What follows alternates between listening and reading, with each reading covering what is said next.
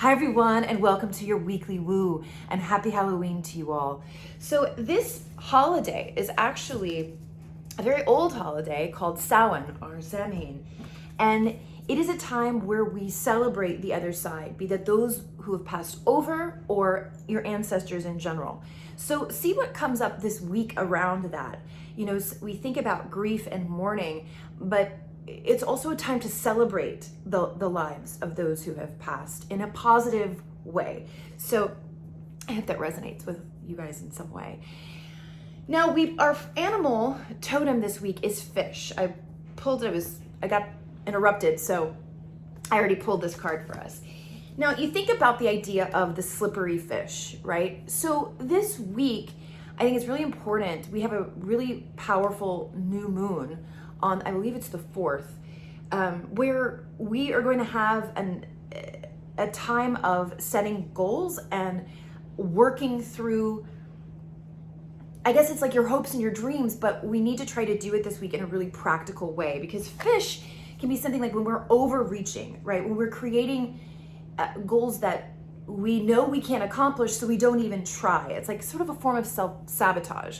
But I also want you guys to think about, you know, speaking with integrity and speaking the truth. So if there's areas where you've been out of integrity with your word, or like the little white lies, like these things are going to be up in our face this week. And you may also experience that on the other side of that, where like you may catch people being a little slippery, a little manipulative.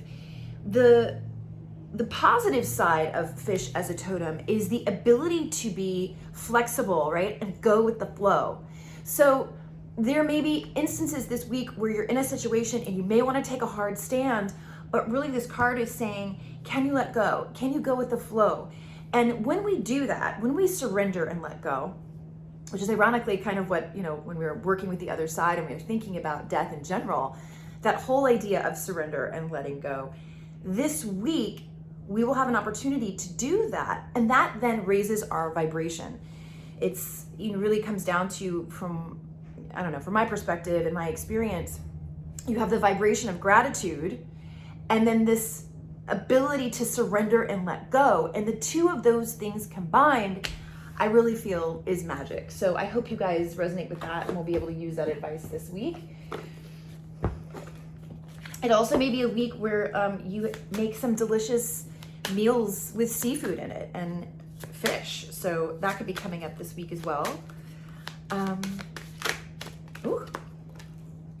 Okay, our plant ally is Daisy. Protection.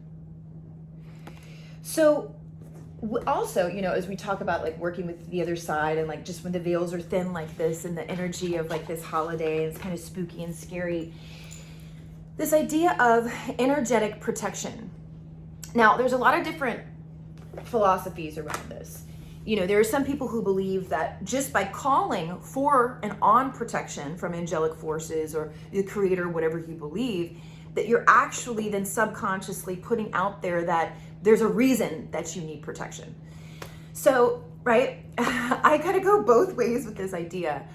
But one thing I do every day is I do call upon angelic protection. And I was raised Christian, and I still work with the idea of invoking Jesus and the blood of Jesus over me, my family, my home, my cars. And particularly this is important when you feel like you may be threatened or things are feeling dicey, and you can sort of feel it in your body, to then call upon assistance and protection, because we're in a free will universe, remember, and these outside positive benefic forces can't help us unless we actively call on them. And like I said, we have a lot of different denominational, you know, different religions and philosophies in this group that watches these videos. So it really is as specific as your thumbprint on how you approach your creator and how you call upon it in prayer and listen to it in meditation. So this is also saying to me, you know, when we have fish and Daisy like this, that if there is slippery situations going around, it's going to be revealed and you're going to be protected, which is so important.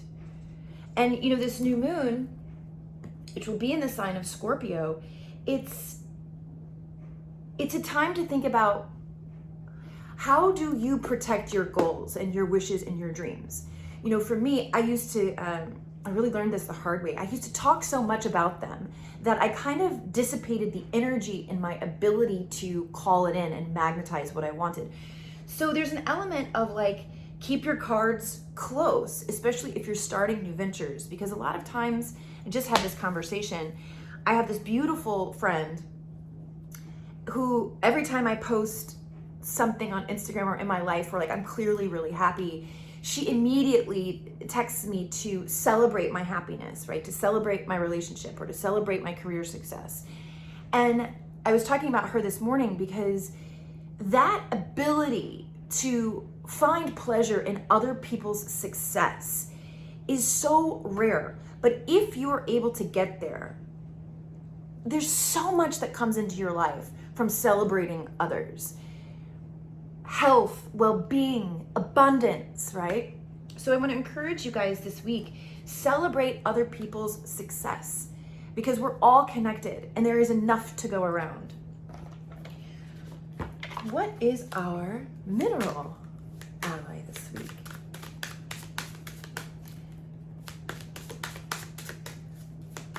Whoa! Quite a few, so I'm not going to take them too many. We just want one.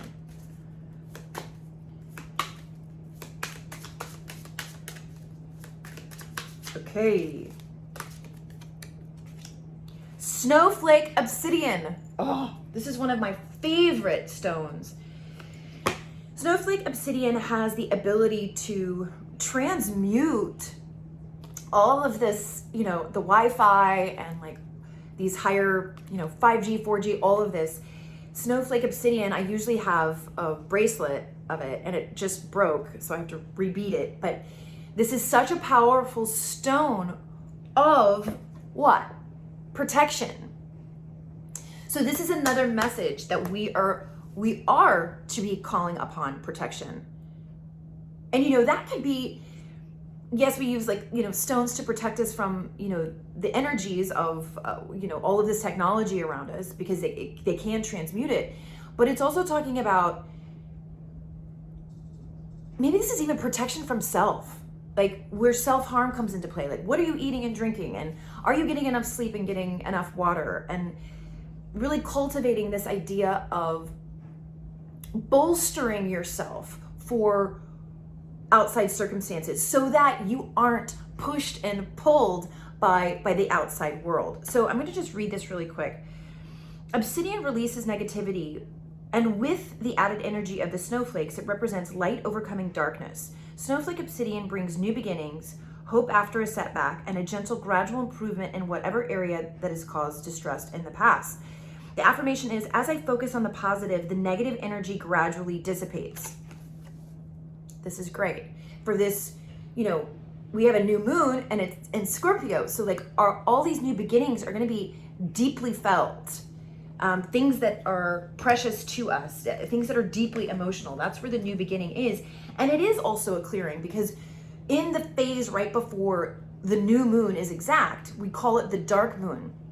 So it's a week where we're going to be releasing negativity, both that which we hold and subscribe to, and other people's that come toward us. So it's an invitation that if you're in a conversation and somebody's being super negative, you don't have to stay in that conversation, right? One of the things I've learned from my family, actually, my sister asked my mother, for every negative thing you say about me or to me, you have to say 3 positive things. And it actually, like, I feel like it really improved their relationship. So maybe that's an exercise that we work on this week as well, that when we want to be negative or gossip or like harbor resentment by sharing it with other people, that we actually choose something different, right? This idea of, can you be happy for that person instead? How can you let go of your need to see others hurt? It's a human battle, right?